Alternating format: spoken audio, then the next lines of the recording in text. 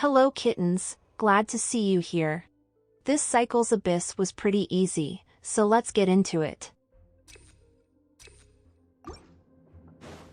Since this pretty little shit's shield is Electro, I brought my Mono Pyro team. But also because this is one of my favorite teams, with its main damage dealer being a cute Rizzler and all. My rotation's a bit fucked though, since this was my first run for this new abyss.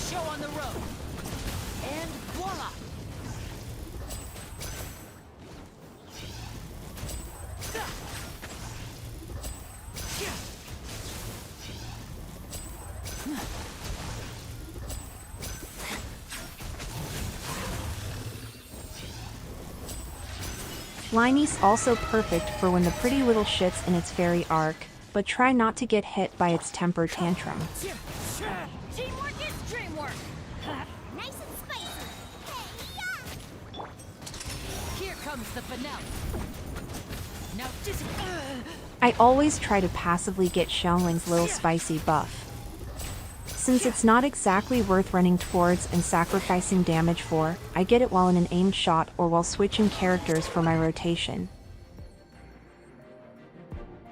In the past, my most reliable team was a Raiden Shogun national team, but ever since Dendro's release it's changed to a Hyper Bloom team. Nahida deals a good amount of damage herself, while Yao Yao is great for healing and her Dendro application is worth switching out of Nahida for.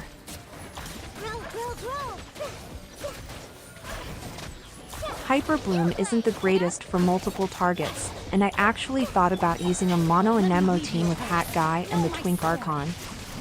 But considering Venti wouldn't be as useful in later chambers, I decided against that.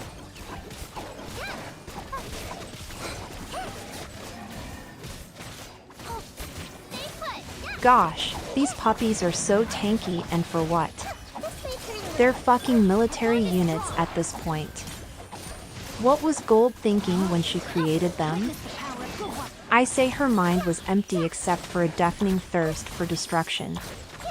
But either way, Nahida reigns supreme.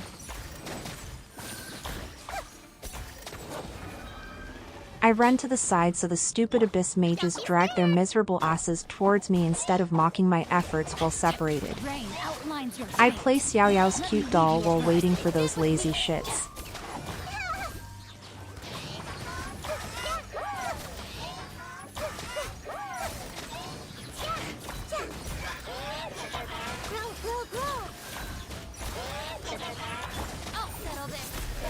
I was pretty close to not getting 3 stars, but luckily dealing with them was only a matter of seconds once their shields broke.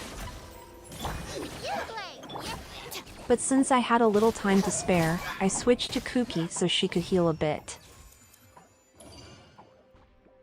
I had forgotten what enemies were in this chamber, but I trusted Mr. Rizzler to deal with it well.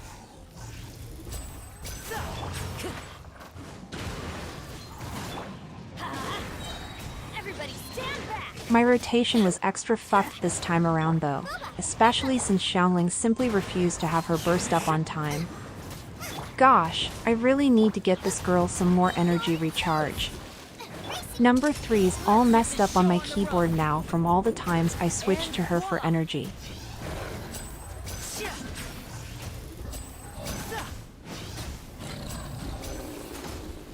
And why in the world are these dragon babies so tanky too?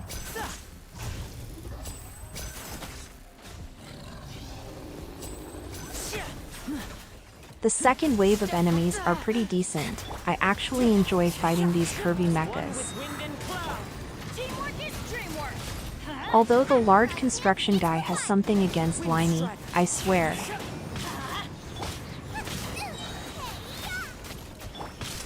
Here comes the finale. And voila! Poor thing's watching his life flash before his eyes.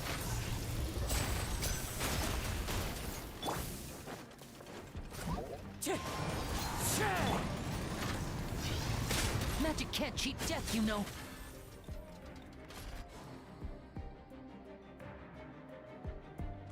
The other side had my trusty Hyper Bloom team, so I wasn't very worried about the time. And this boss doesn't have an annoying-ass cryo shield that creeps up on you and fucks you up like the dread of being alive does every single fucking morning. Commit it to memory. Ready, go!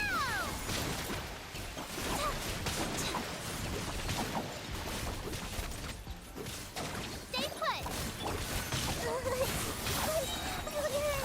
Sharing my knowledge. No, my soul. But I gotta say, Xingqiu getting frozen so often is horrible. Witness the power. It makes me cry. Stand with me.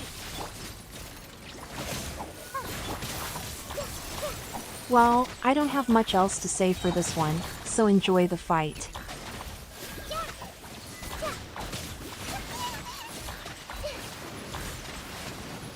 Commit it to memory.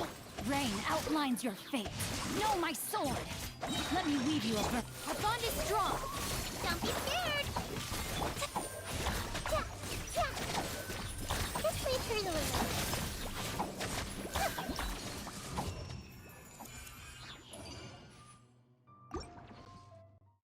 Oh my, shit got wild in the third chamber. It took me a few tries of characters dying, and not making it on time, to finally ace it. To start off, Xiangling had no energy, and I wasn't sure how to go about it at first, especially with the tanky mirror lady. But Liney's skill creates a bunch of pyro particles, and his cooldown wasn't too long, so I made use of that.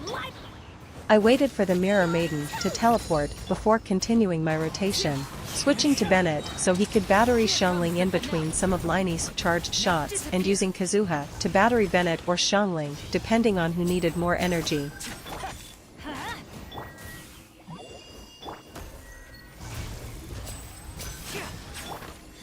Light it up. Out of my sight.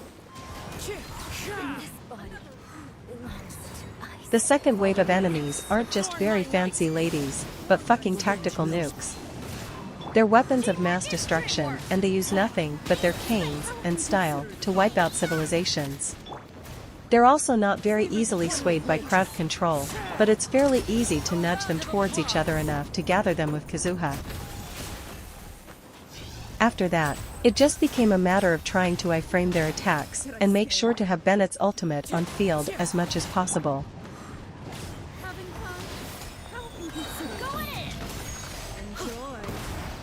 Having fun? Goba, get them. Enjoy. And voila. You're toast. As one with wind and cloud. Here comes the finale.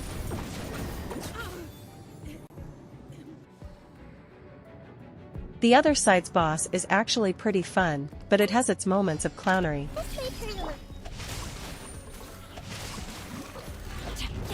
Witness the power. Our bond is strong. It starts pounding on the floor and sending ripples out like it's in heat or something, so I tried to use Yao Yao's ultimate more often. Stay put.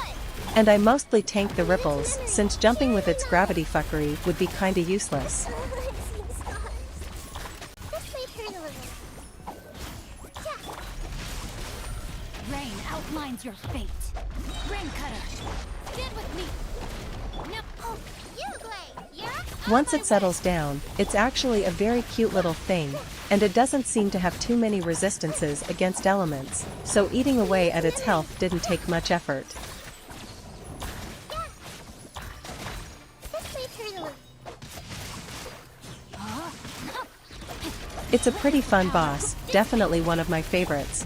Fontaine is a step up from other nations with its enemies.